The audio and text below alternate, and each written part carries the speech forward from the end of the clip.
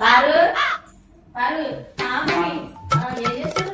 ఏం లేదు, కూర్చున్నా. కూర్చున్నారా? పారు పెళ్ళై 2 సంవత్సరాలు అవుతుంది, మీకు పిల్లలు లేరు. మీ తర్వాత పెళ్లి చేసుకున్న వాళ్ళకు పిల్లలు ఉన్నారు, వాళ్ళకి పిల్లలు ఉన్నారు, ఆడుకుంటున్నారు మంచిగా.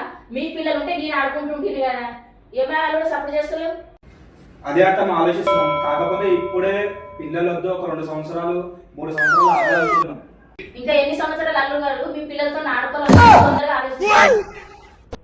సరే అత్తమ్మ.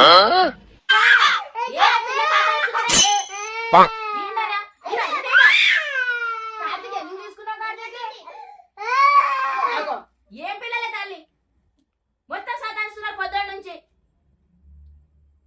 ఇక తీసుకో.